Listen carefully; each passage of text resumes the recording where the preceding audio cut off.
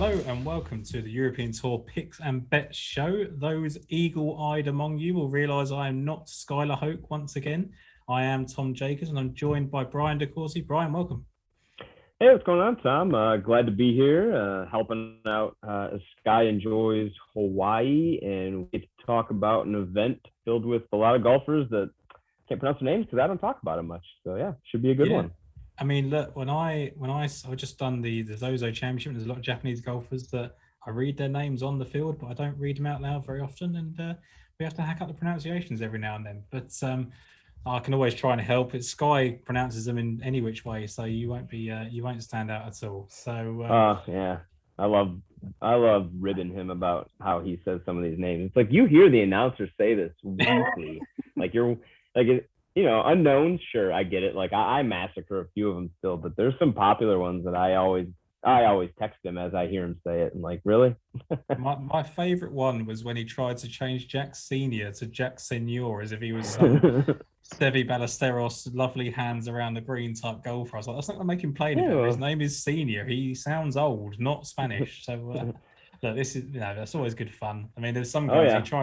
he tried to pronounce like Danish guy that's like Helikity, and he sounds like a chicken, and I can't say it either without sounding like it. So here we are. I know all the names of the people that I've picked this week.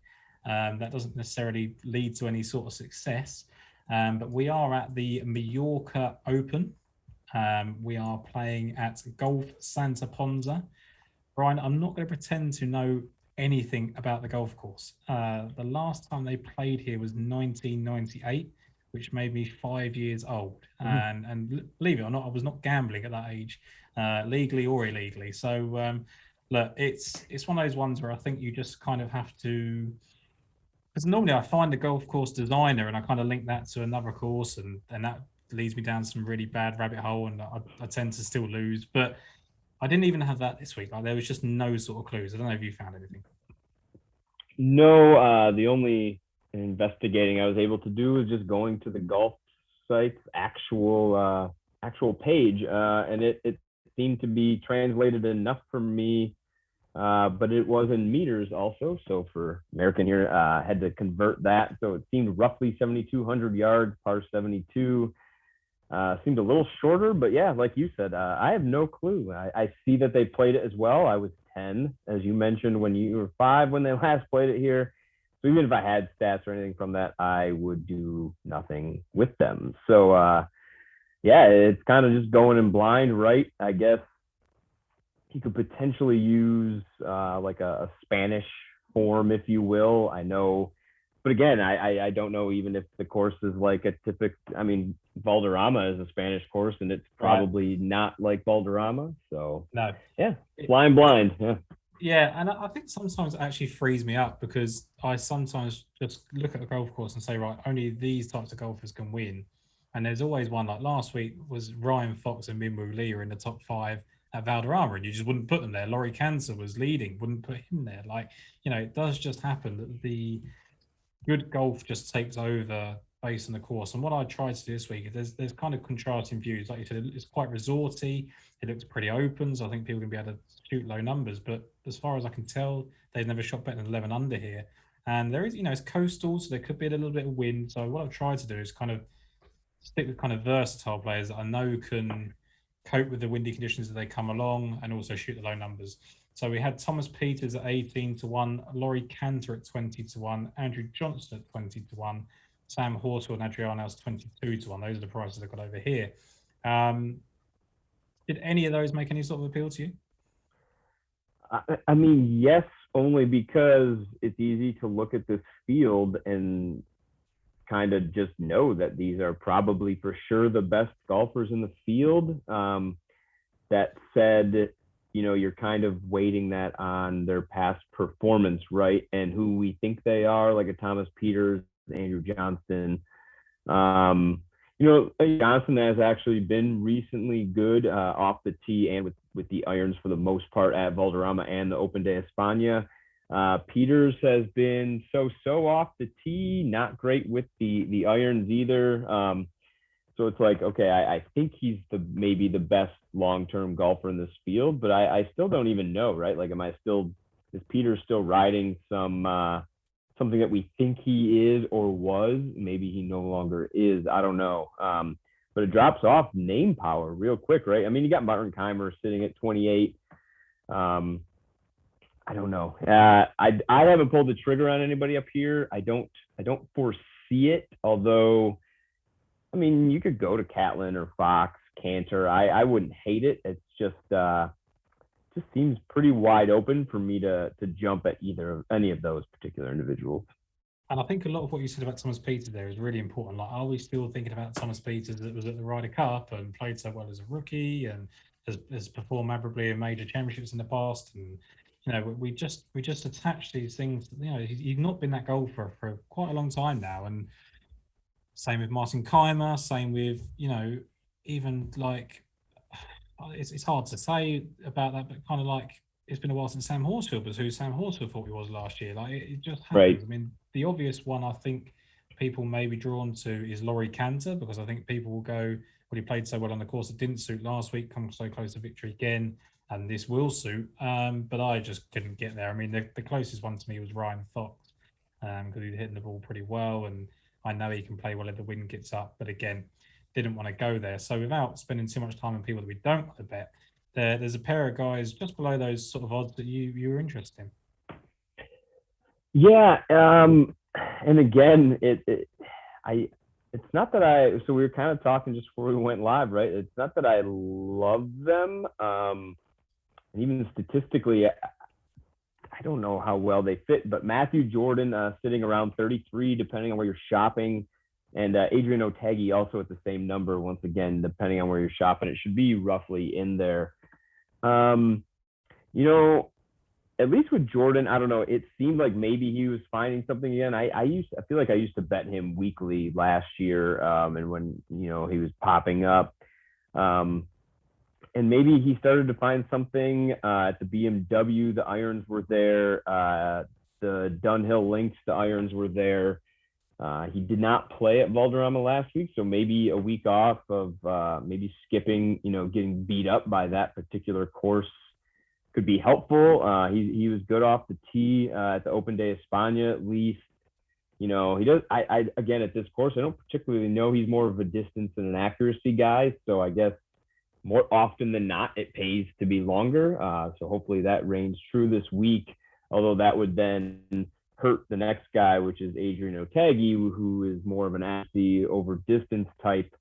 A lot of middling finishes for Adrian, though, which is a problem. But again, you look at the finishing position, those fields probably weren't this week. He made the cut last week, played well enough at the Open de España once again. He's kind of just a grinder, right? I don't think he does any one thing particularly well, but maybe that's what you'll need this week, is someone who can gain strokes anywhere on any given week. So, yeah. I think with Otaegui, it's like you've got a proven winner.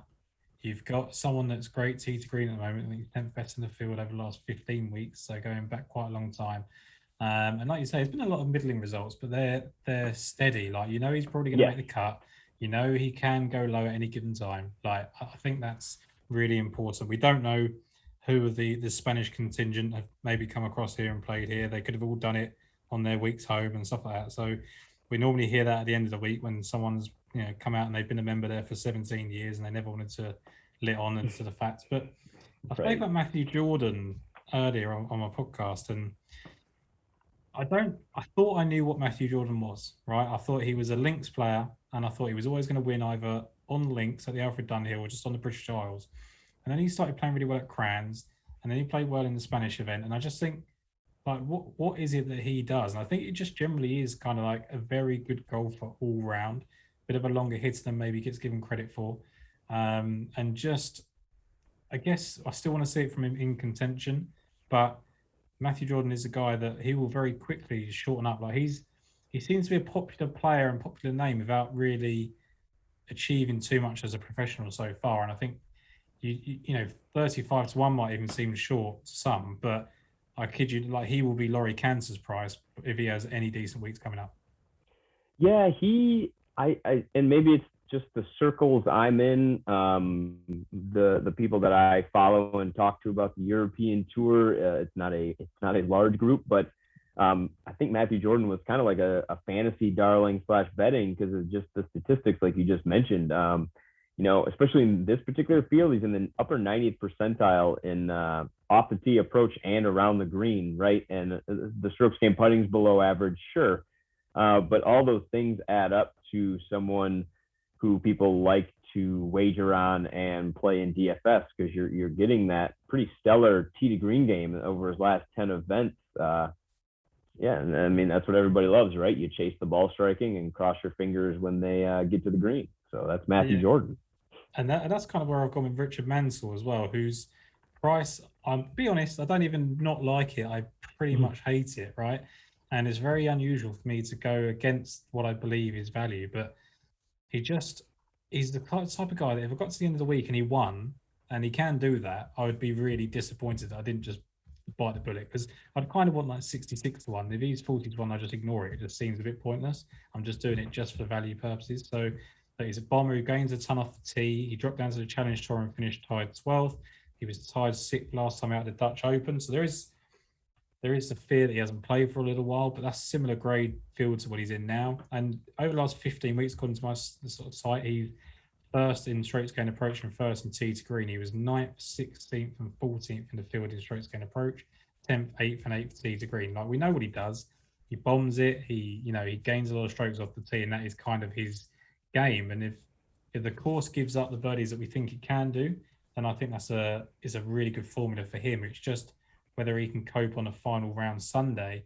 But I think that's a lot. I mean, I just mentioned with Ategi, there's the winning upside with him. The next pick I'm going to put up is my final line was like, if they've won twice, then they're in a pretty elite company in this field because, there's not many winners in this field, full stop.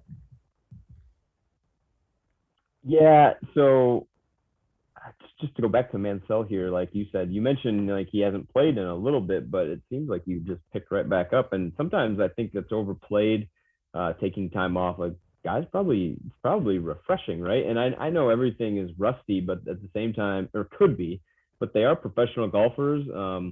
You hear the narrative a lot too, like so and so didn't touch a club for 6 weeks and blah blah blah, and it's like, well, he didn't forget how to swing during that time either.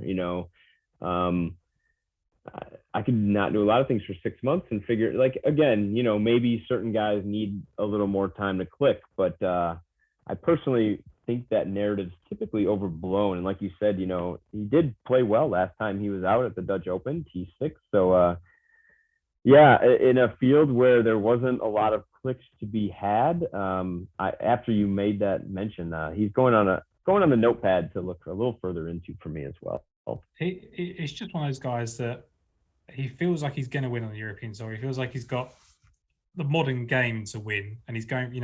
I think there's a lot of guys that come out that are a flashback to the kind of 10, 15 years ago, and you think, I don't see the path to success for you, and they do prove you wrong. Like John Catlin wins at a rate that you think his skill set probably shouldn't do, and Hughes Loughton and people like that have won, but I think it's slowly going to catch up with them. Like the long hitting is going to come on the European Tour as well as it does on the PGA Tour. So yeah, I think for me, it's just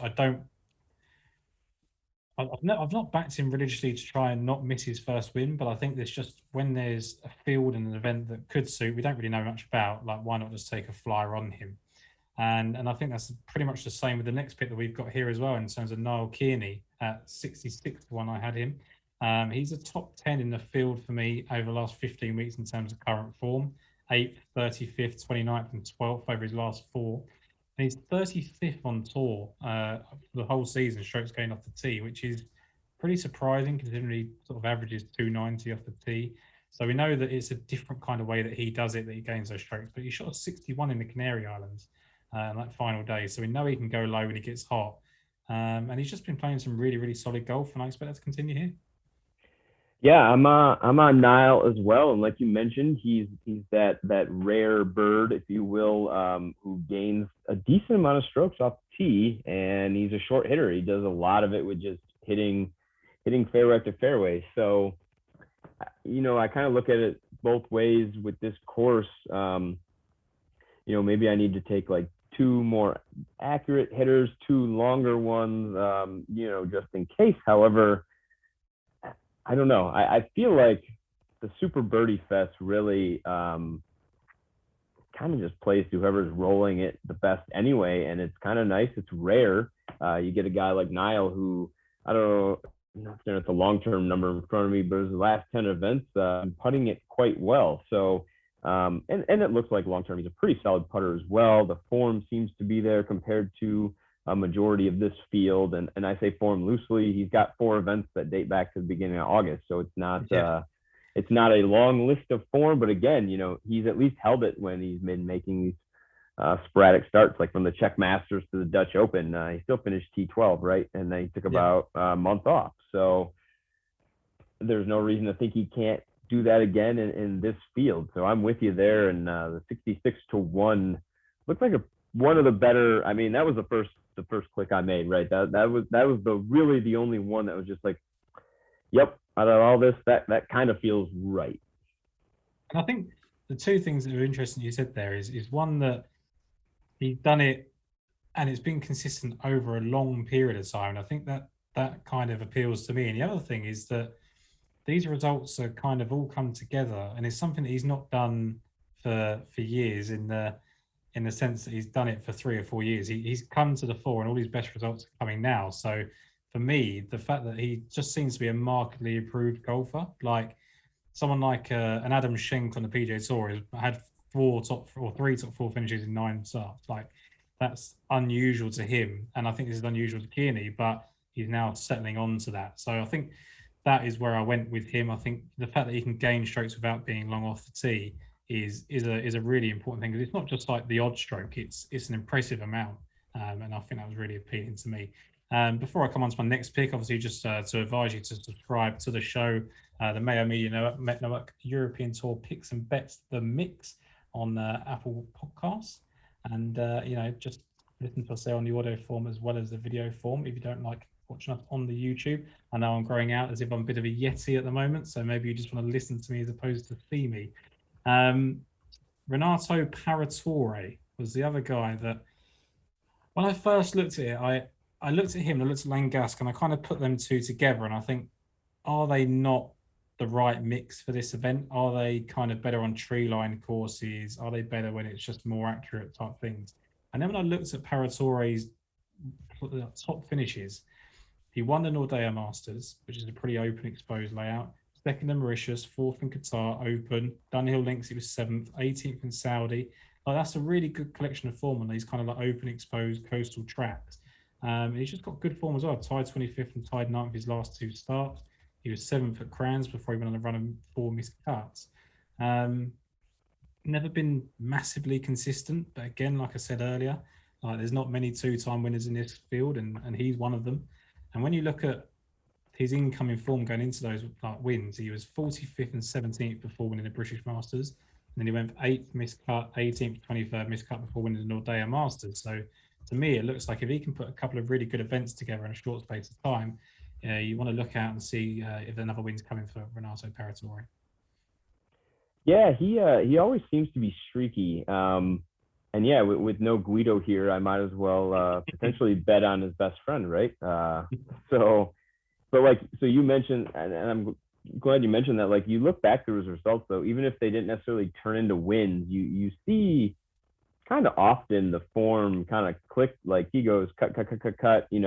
He'll pop in a T12. It seems to rattle off, a few made cuts in a row, and then he's been very inconsistent. I think that's due to, maybe not the most consistent ball striking, but he's been a pretty solid putter, right? And so again, you look at these events, and if we truly think this is gonna push, again, I know what it showed they scored back in the day. I still feel like it's gonna push more towards 20 under than it stays around 10. Again, that's just a hunch. You just see what these guys do to courses these days, right? So you have to roll in putts. Like, you can be the best iron player in the world. We see it all the time, but you got to get to 20 under. That means you got to hit some of these 7, 8, 10 footers. Paratore is able to do that. So yeah, and like you said, you get the streakiness. Finished 25th at a pretty tight course last week, so maybe the game's rounding back for you. And that was the thing, is that was I said sort of, before we came live, is the versatility for me on these players. I know he can shoot low because his passing enables him to. I know he can sort of cope with the windier conditions as they come about, and he just the fact that he can go high or low. And like you said, I think it probably will be. We're talking about 11 under being in 1998. Well, this is 20 years on, and golf's improved an awful lot, and players have improved an awful lot. I think the reason for Parasauri just not being consistent is he just doesn't really. You talk about the putting being good, and that gets hot, but his irons are never elite, right? He never has an elite ball striking. He's a decently long hitter of the ball. He's top 50 in the tour and over 300 yards, but nothing special. He's not a long hit like a Mansell who bombs it. He's good enough to keep up the modern day off the tee. He's not particularly straight and he's not particularly dialed in with his irons. It's just when there's probably he can probably make the 20 footers that the guys can't make 5 or 6 footers, and that does pay in the end, doesn't it? So I think for me that was kind of the hope that he's going to do that, and just looking at what he'd done when he's been in good form in the past kind of led me to that. Last one for me, and then maybe we go through some long shots as some DraftKings picks and longer odds. Adrian Sadier was second for me in tee to green and approach in his field over the last 8 weeks. 15th on his last start and 7th at Crans, 17th at the BMW International. So he's good recent form. He was 9th at the Cyprus Open last year, which is could be a good pointer given the coastal track and the low scoring. And his sole Challenge Tour victory came in Spain. So you look at his form, and he had a 44th place finish, I think it was, in Italy, and that kind of broke up a decent run of form for him. But when you look at that, he had just one pretty poor round there that kind of held him back. I just think Sadier is a player that, if you believe he's a type that can go on and win a European Tour event, this looks a good place for him to do it. But I think the fact there's just no real pressure on, it's not like he's playing at home in France. It's not like he's playing a really tight track like a Valderrama where anything could go wrong at any time. Like, he's finished 15th at the Dutch Open. He's finished 7th at Grand, like 17th in Germany. Even you go back to last year, had a 9th and a 6th, 12th in Qatar, which is really important, 3rd in Oman, something that I kind of like the link to. So there was just loads there for me about Sadier, especially with the way that he's hitting ball. In a field where we don't know much about anybody down the lower end of the market in terms of form right now, and the course being what it is, I just thought focusing on someone that's hitting their irons and driver well would be worth another look. Yeah, I was going through, when you mentioned him, I was going through his recent results here and even last year, and he has not strung together too many tournaments. But when he has, like, they've come in a 3rd, 12th, 18th last year, 71st, 32nd, 6th place. Then it was just a bunch of cuts in between. Same with this year, right? He just missed a bunch of cuts, has not been able to do anything. And then, his last 3, he's rattled off the 7th, the 44th, and the 15th. So, like you mentioned, he definitely seems to be streaky. Maybe it has a little bit same as Parasauri. So hopefully you're catching one more event here, right? I mean, that's and again, it helps that the competition isn't gonna probably quite be there. So this is another week where we're rolling the dice. I think we've both been pretty honest about that. I don't really have anything bad, right? I mean, I could roll the dice on, I think, a few other guys potentially, but I could do a lot worse than Sadier coming into this event. There's one guy at the top that I thought the stats are good for him. He says he's playing the best that he's played in a long time. The form looks good, and that's Pablo Larrazábal. But the 33 to 1 about Pablo when he wins at 125 to 1 on multiple occasions kind of put me off. But that would be the guy probably I wouldn't want to win at the top of the market. But was there anyone in the lower ends, in the triple digits, that kind of caught your eye as just someone that you could just back blindly without looking too much into them?